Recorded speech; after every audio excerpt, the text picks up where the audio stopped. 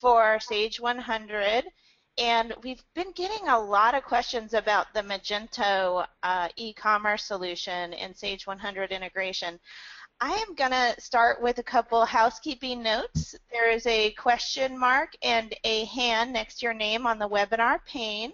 If you should have a question throughout the presentation, we just encourage you to click on that question mark button and a dialog box will open up and you can key in your question, and we're going to reserve the questions until the end of the presentation. And so just like I said, we're going to be talking about an e-commerce solution for Sage 100. Integration with Magento. We have Nick Young, a senior ERP consultant with CertiPro Solutions, joined by Andy Tatayan, founder of CertiPro Solutions, is with us as well. And from Starship, we have Caroline Walsh, VP of Marketing and Sales. Thank you guys for joining us. We're going to be talking about the CertiPro Solutions e-link and Starship. And CertiPro Solutions has been developing integrations for Sage 100, Sage 500, and Sage ERP X3 for years now. They have a few integrations, and this one is a very popular one. It's the integration with Magento. And V Technologies has been working with the Sage channel and Sage 100, 500, and X3 for 15 plus years. And they have so much experience with the Sage products. They're a market leader for shipping software automation. And with that, I can move on to the next slide. And here's the workflow that we'll be discussing today. We're going to take the order from Magento. It's going to go through the e-link integration into Sage 100. And then from that, Starship is going to take the order information and with all the rules in Starship, decide who's the best carrier for the shipment based on the cost, the location, all of the details of the order, and that's going to send the tracking number and all the shipping details back to Sage 100, and then the e-link is going to connect to Magento and populate the Magento e-commerce suite with the order information along with the tracking number and all the information that the customer would need to see on that side. So with that said, I'm going to go ahead and pass it over to Nick. Thank you so much, Nick. Thanks, Adrian. Thanks, everyone, for joining us. Like Adrian said, we're going to be demoing an end-to-end solution for e-commerce with Sage 100 and Magento, and then the shipping part of it's going to be done by Starship. But before that, I just want to talk a little bit about our product eLink. What eLink is it is a JSON Web API, and it offers direct communications to Sage 100 from any connected business application. So the most common, obviously, is going to be web storefronts such as Magento and Shopify, but eLink can also be used for any other connected application you wanted to create. So say maybe a CRM or custom reporting or anything like that. We offer in the web API a bunch of endpoints. So we have endpoints for customers, for products, for inventory levels, for all of the customer pricing, item categories, sales orders, invoices, and shipping and tracking information.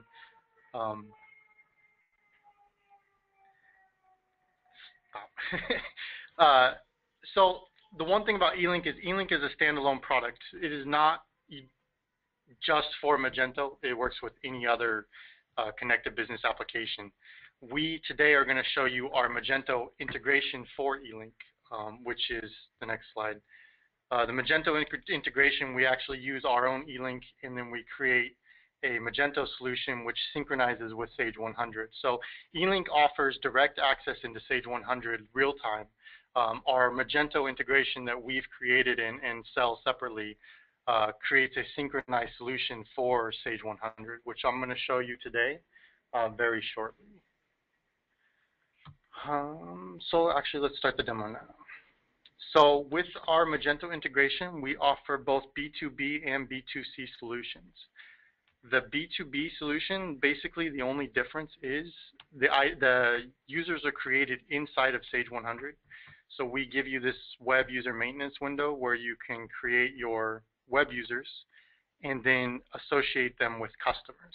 You can have as many web users as you need for each individual customer. So if a customer has multiple users that they want to be able to log in and see the invoicing or balance or create orders, then you can create multiple web users on here for that particular customer. Each web user can have some control as far as what they see. It's very basic though, so either they can view invoices or not view invoices, or view balance or not view balance. Today I'm going to show you the B2C solution that we have because it's easier to go through the whole process and include Starship for the shipping and all of that. So let's close B2B and we can actually go to our B2C solution. So what I'm going to run through is I'm going to actually create an order as if I were a customer on the web. We're going to watch that order come into Sage 100. We're going to pass that order off to Caroline, who will show you Starship and how that order is shipped. And then we're going to bring all of the information for that order back, including the tracking and invoice, to Magento. So we're going to go from end to end and show you the entire process. Here is just our default template that we offer with our Magento solution. It is responsive, so it'll work on tablets and mobile devices. So if we have a mobile device, it will adjust for the mobile device. This template is an easy template out of the box that we offer. You can modify the logo and the colors and use it as is, or you could create your own Magento template and just use our modules inside of it. On this, you're looking at just a basic homepage. The categories up here are coming from Sage 100. So the items have been imported into Magento from Sage 100, including all of the pricing, the stock availability, the categories, and the pictures. So we will go ahead and just add a couple of items to an order.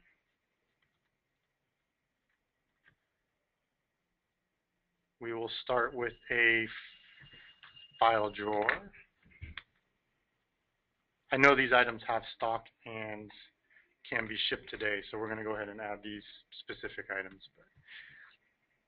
And we'll put a paper caddy in there too. So we are using the standard Magento checkout process. You can view your shopping cart and then proceed to checkout just like in any other Magento website. And just like any other Magento website, we support all of the customer checkout options. So if you're a returning customer, you could put in your email address and password here to log into your account. It would pull all of your address information from Sage and allow you to select your shipping address and billing address based on what's coming from Sage. We also support guest checkout. For guest checkout, it will create, when the order is placed, it will create a one-time customer in Sage and import the order into that customer. But there will be no ability to go check your account and check the order status and stuff like that. For today, I'm going to register and checkout so we can show you the complete process where we create the customer in Sage and import the order into the customer and everything. And then we can come back and look at the order status in our account. So let's go ahead and register and check out now. I'm just going to send the order to myself because I like getting new things.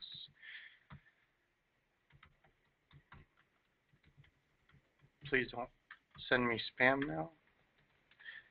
So our address.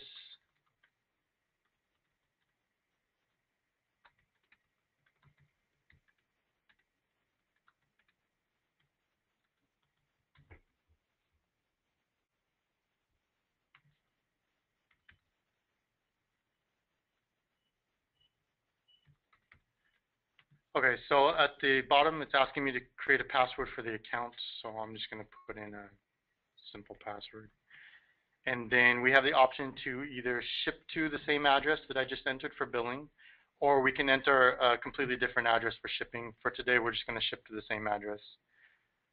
After that, it's going to ask you for your shipping method. These are all standard Magento modules, so if you had Magento plugins for UPS or FedEx or however you want to ship, this will integrate just fine with them. We just set up fixed rate shipping for this. So I'm going to select fixed rate shipping. We're going to pay by credit card, but we support any of the Magento payment modules.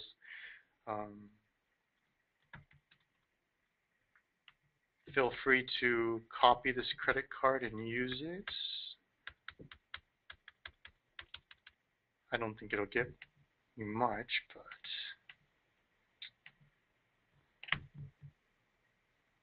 all right. So when you get all of your information put in, then you can see the order overview, so you can review it and make sure that everything's correct. If you want to make any changes here, you go back and edit your cart and make your changes and come back. Once we place the order, we're going to get an email confirmation, which I can't show you right now, but you'll also get this confirmation page. The confirmation page has the web order number on it. The email also has the same web order. And if we go to our account and look under sales orders, we now have this pending sales order with the same web order number. What we've decided to do is do a queued system. So when you submit this order, it goes into a queue for immediate import into Sage. We do not directly import into Sage, because what this gives us is if the Sage system happens to be down for maintenance or unavailable for any particular reason, there's a disconnect between Sage and your website.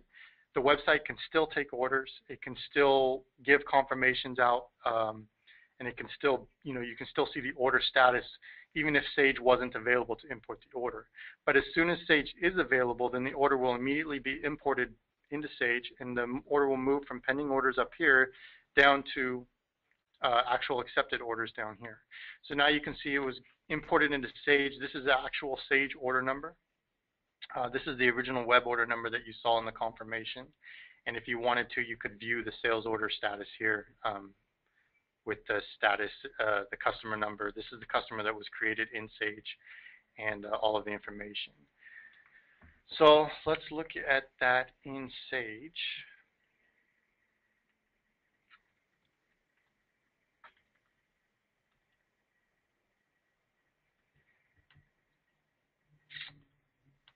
Back in Sage, if we look at our sales orders, and that order number was 307. So we will just pull it up by number. So you can see the order was imported. A customer was created. If we go to customer maintenance, we can see all of the customer information, addresses, and the phone number. The email address is there also. That is the customer's user name on the website. The address information for this particular order is here with the billing and shipping. And then all of our lines are here. So now this order is ready to ship. So to ship it, I'm going to go ahead and pass the control to Caroline, who will take the order and ship it for us.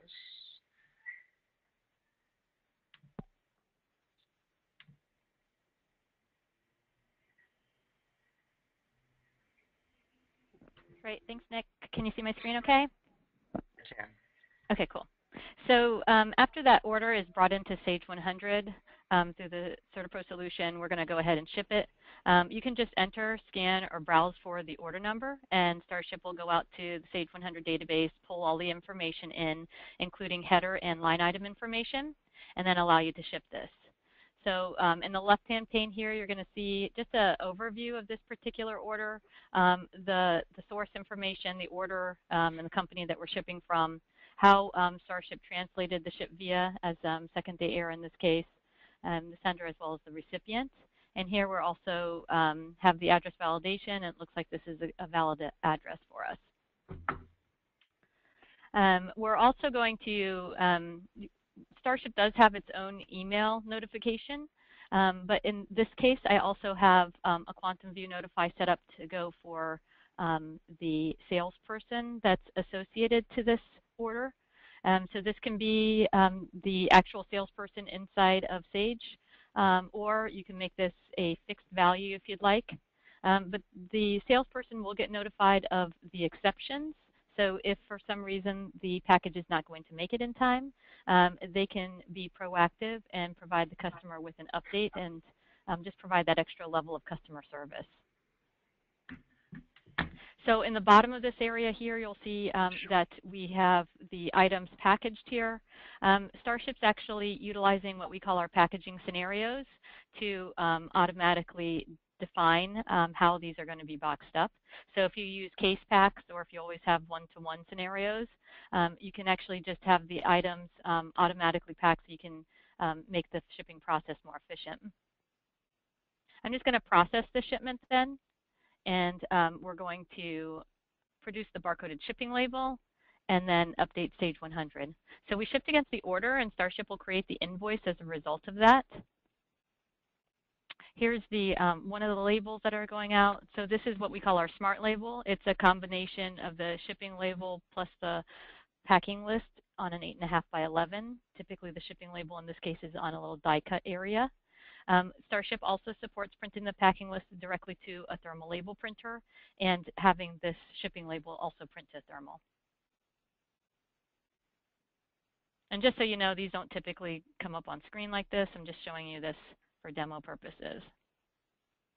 So that's pretty, that's as simple as it is to get the order shipped out. I wanted to show you a couple things before I pass it back over to Nick. One of those would be the email notifications that you can have Starship generate for you.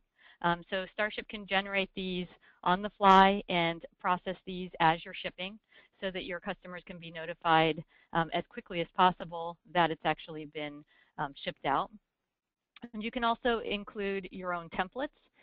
Your templates can have custom fields that are pulling from Sage 100. So in this case, I have my PO number coming into my template here. I have the order number being defined as a reference, my ship to. And then down here, you'll have the package information as well as the items that were in that package. So they'll be able to see exactly what was shipped to them and the tracking number for that. Then you can also obviously put in your own marketing information here, try to send them back to your site for additional purchases. So on the Sage side, let me just show you what happened there from that order. I'm just going to open invoice data entry. I'm going to pull up the last invoice, which would be the invoice that Starship would have created as a result of shipping the sales order number 307 here. So if you look at the tracking information, you're going to see two packages with the tracking information for each of those, weights, freight charges. And then on the totals tab, Starship will update the freight amount here with the freight charges. Starship does reach out to the carriers to get your negotiated rate and also provides you with the list rate. So you can define rules based on certain parameters, like for instance, if you have gold versus platinum customers and you want to give your platinum customers free shipping, and gold, maybe you'll just give them 10% over your discounted rate, you can create those rules in Starship so that the freight amount is adjusted accordingly. Now in this particular case, you notice that Nick had already paid $10 for the shipping. So for your Magento orders, you can create a freight rule in Starship that says do not update the freight charge, and Starship basically just leave the freight charge alone. And then from there, you also have the Starship dashboard, which is just a browser-based way of accessing the shipping data, and you could run reports on the actual shipping charges to get your comparisons and do your audits with your bills there.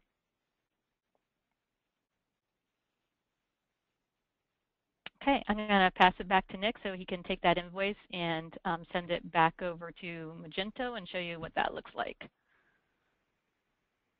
Thanks, Caroline.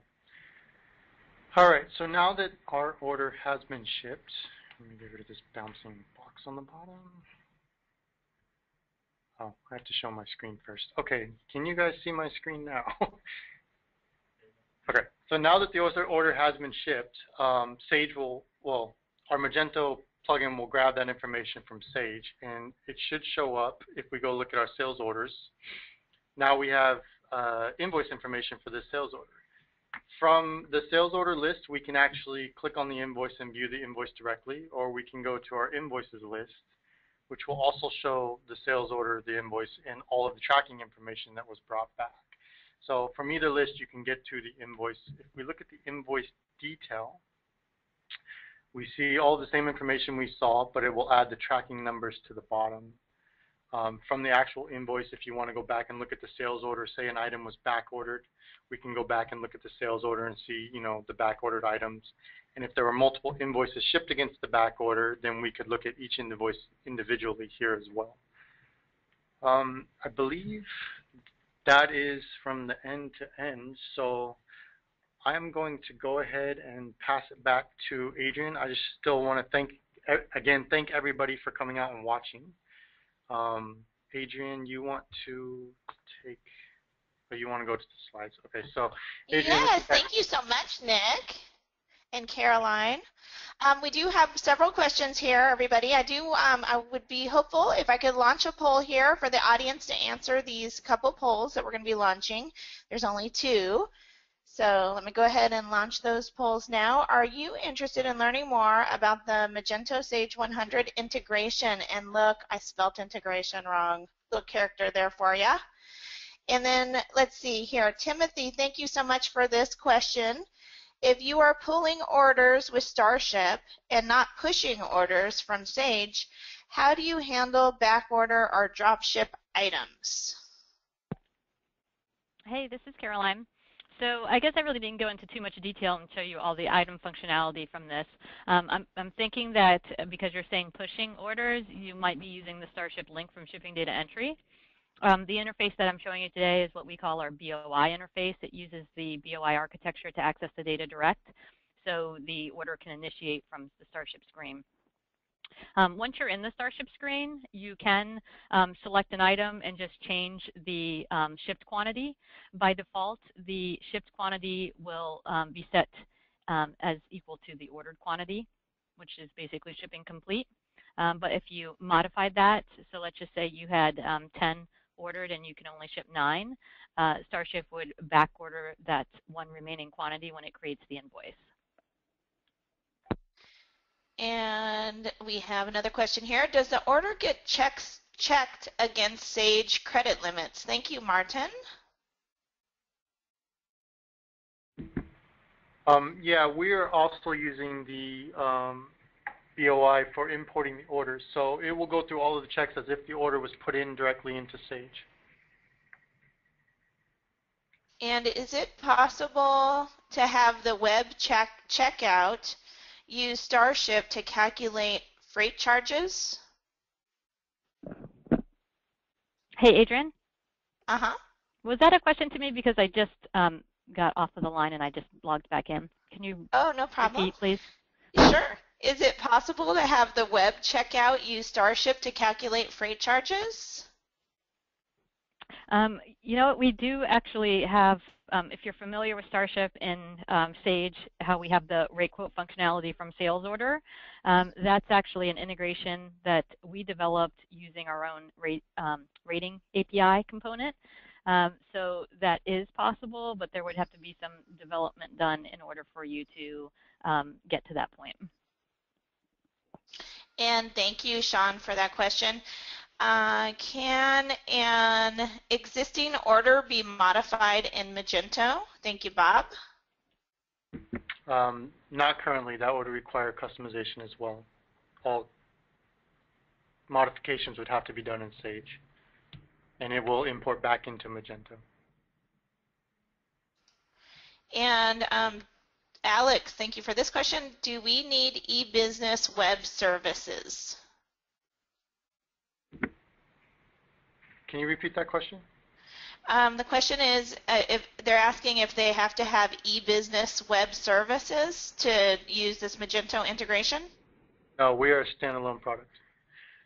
So with the Magento integration, you would need our eLink web API. And how does it handle credit card processing? Does it connect to Sage Exchange, Sage Payment Solutions? I'm going to let Andy answer this question. Yeah, with the credit card, Magento has a lot of plugins. If you would, Sage Payment Solution also has a plugin available that could be used as a module and integrate with the system. But then we have to also define, if you're using the Sage Payment Solution internally, then the information needs to be downloaded to the Sage. So it could be done, yes. Okay, so seems like the order is entered in eLink, not Magento. Is eLink and Magento integrated together where the customer places the order in Magento and it will automatically integrate to eLink? Thank you, Christine. All right. Yeah, so Magento integration that we have created is using our eLink, and as soon as the order is placed on the web, it goes through eLink and it creates an order inside Sage 100. And I just wanted to remind the audience, I do have our second and last poll up. If you could just take a minute to answer this question, that would be awesome. Thank you. And then we have another question from Alex. Thank you, Alex. Can it do recurring billing subscriptions? Recurring billing subscriptions in regards to? So I would think that Alex is referring to, can you automate Magento to take an order, and if it's like a subscription order, repeat that billing in Sage? I guess that's Alex, if you can clarify that, because that I believe that could happen in Sage. But Andy, do you want to take that one? Right now our integration doesn't support any recurring billing. Okay, so Bob, thank you so much. Magento offers credit card, PayPal, and other payment methods. How is that configured to pass it into Sage 100 with appropriate payment types? Well, if you use other type of credit card modules that the Sage internally doesn't support, then what the people are usually doing, they're basically getting the payment on the web and doing a pre-authorization, and then the order gets downloaded to Sage with the deposit method of, let's say, a payment and the deposit amount. But then they have to settle the transaction separately from Sage. And Dimitri, thank you for this question. What does RMA support look like? The question is, any RMA support? We currently do not have an RMA support, but it's in our pipeline. So hopefully by the end of the year, we will have an RMA support for the B2B customers primarily, and then we may also launch it for the B2C customers as well. And Alex, thank you again for your question. Can we get a recording of the webinar? Yes, I will be sending out a recording along with all the contact information of both Starship and the e-link. So you will be getting a follow-up email shortly after the webinar today. And then Alex, I think you're referring to your previous question here about recurring billing. And Alex is saying it's a Sage module. So I just wanted to run that past you, Andy. Do you have anything further there? No. I mean, as far as the Magento part, the recurring billing, this is an integration just to get the orders and push it to Sage. With the B2B solution, we have a little bit of extensive functionality as far as like it brings back the customer level pricing as if you're shopping inside Sage directly. But as far as the recurring billing, if I understand the question correctly, and at this point, we do not have anything that we can offer for Magento. So just hypothetically, so a Sage order could come into our Magento order could come into Sage, and if the user goes into Sage, they could set up recurring billing for that order right in Sage, but they'd have to do that manually. Yeah, that will be the standard functionality of Sage 100, yeah. Okay. So is this integration bi-directional between Sage and Magento? Thank you, Mabel. Yes, it is. So when you place an order, it pushes to the Sage, and then after that, as you've seen, it's like we created an invoice, and then invoice information came back and showed with the tracking number back on Magento. The items are also our items and the customer information and the customer pricing and the inventory levels are also synchronizable. So as soon as you change something in Sage, it populates Magento automatically. Like if you create a new part number inside your Sage 100 and you want that to show on the web, you can have a flag on it and then it will pop up in the Magento. Also, if you create orders directly in Sage, they will show up under the customer's account in Magento. Yeah, if this is like a B2B situation where you're taking phone orders, as well as your customers are entering web orders through Magento, then they could see both orders for their account. They could see the orders that have been placed through Magento, or they could also see the orders that have been directly entered inside Sage 100.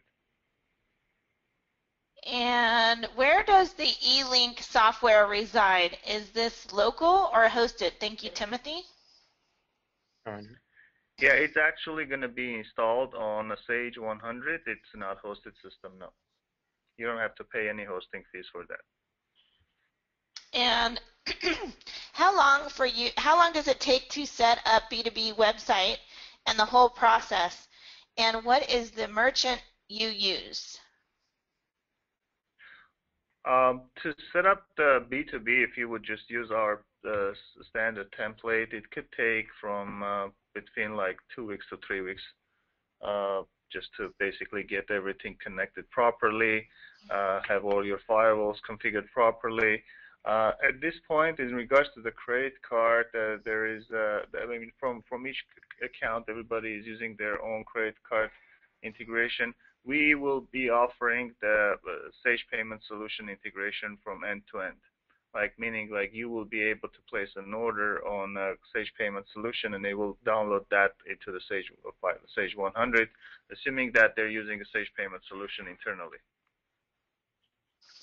And just to remind the audience, we do have this last poll up here. I see some of you have not answered yet. 82% of you have voted. Thank you very much. I just wanted to remind you that it's up, and if you could take a minute to vote, that'd be great.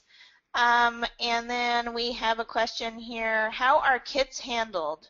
Does Magento mirror Sage 100 functionality for exploding, not exploding?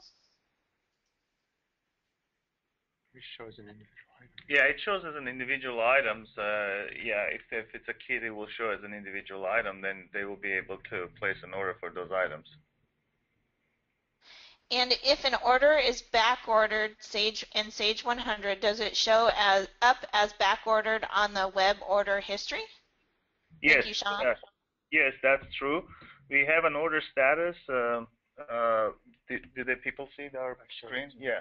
On the order, like when you go to the order status is going to be open, and then it could turn into the back order, or it can turn into the close. So when an order is in back order, we have an order status that are showing right when you drill into the order that it's a back order. And then we show an associated invoice with it, with the tracking numbers and everything. Is the API hosted by you, or is it an extension of our Magento, or hosted on the Sage server? Thank you, Martin. So eLink is a module that needs to be installed on Sage 100, and then there is another module for Magento that gets installed on the Magento. So those two modules talk to each other and then communicate with Sage 100 within Magento.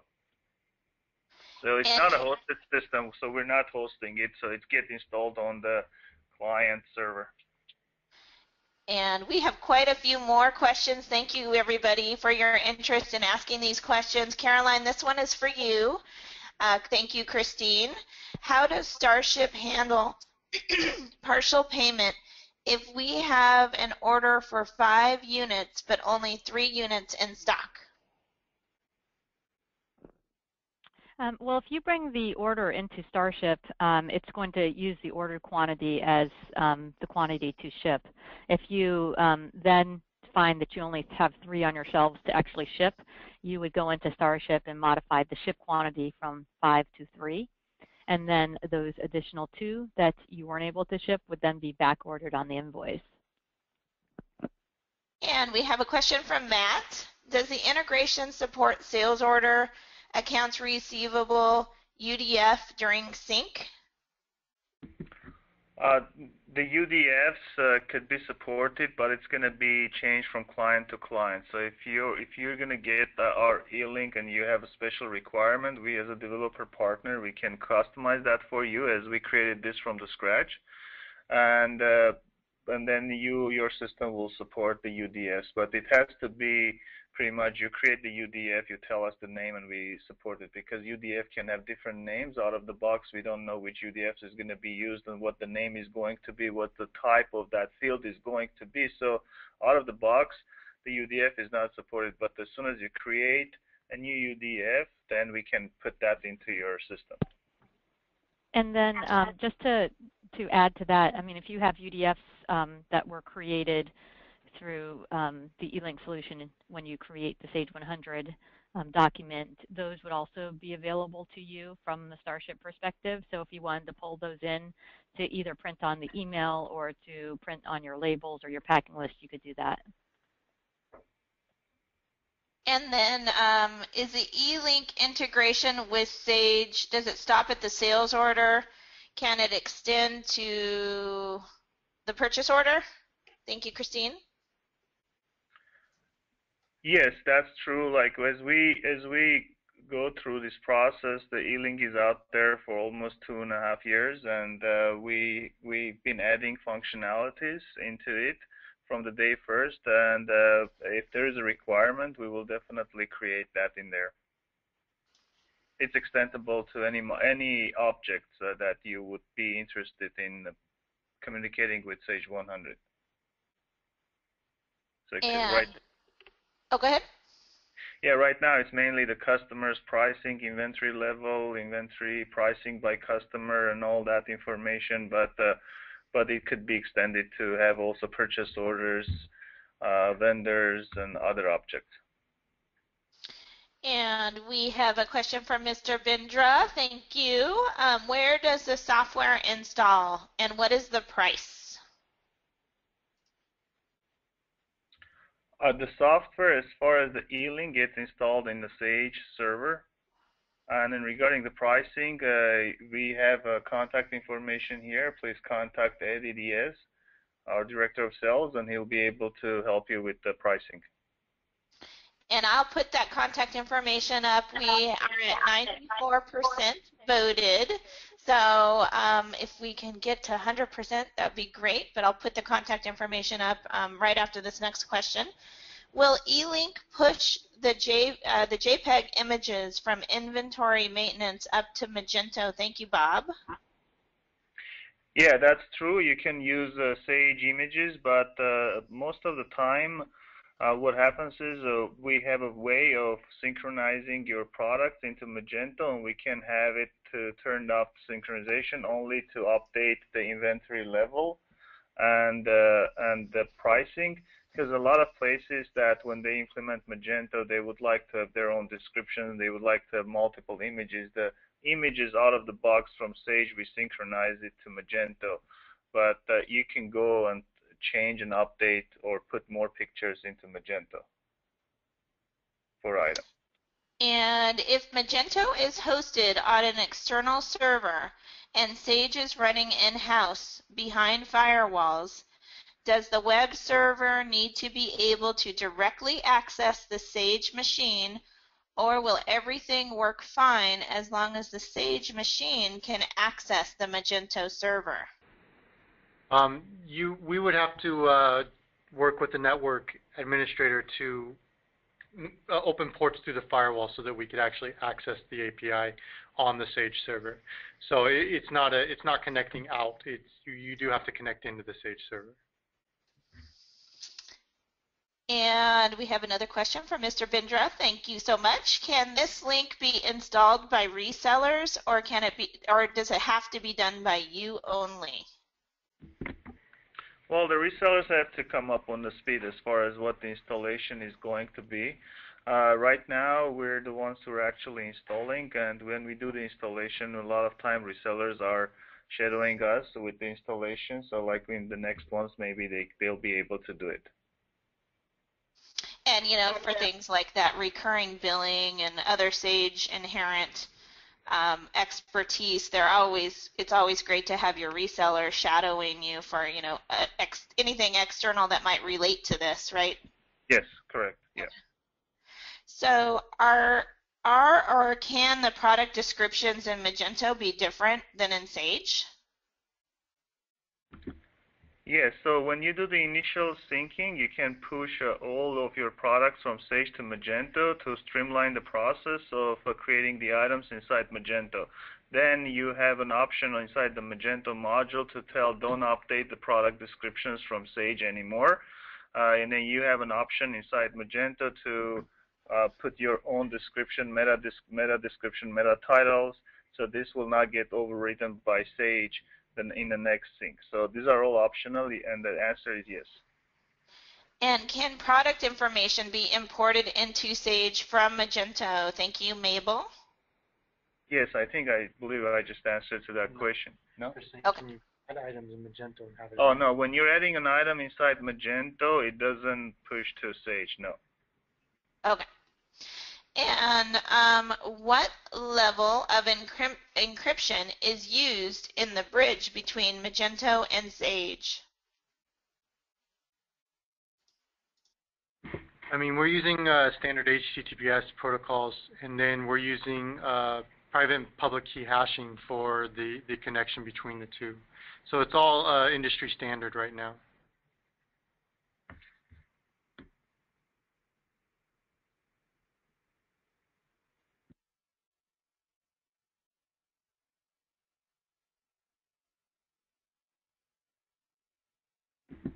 Did we lose you?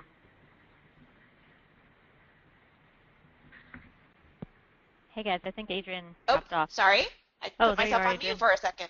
We have an IT question. We have an IT question. What security protocols are used? Is the data transmitted in clear text or is it encrypted? It is encrypted. Perfect. Well, it looks like that's all for the questions. Does anybody else have any questions? Please feel free to ask at this time by clicking on that question mark button right next to your name on the webinar pane. If you'd like to add a question here, we would be happy to announce it. If there are no further questions, thank you so much for spending an hour with us. And it's under an hour. It looks like we came in 18 minutes early. We wanted to reserve plenty of time for questions. So if there are no other questions, just thank you. Would you guys like to close out with anything, Caroline or Nick? No, I think you said it, Adrian. Thanks for hanging out with us for an hour. I just noticed our website on the contact information slide is just spelt wrong. So use the spelling that's in Eddie's email address. Perfect. There's no spell check on websites. Yeah. Autocorrect would have been very much worse.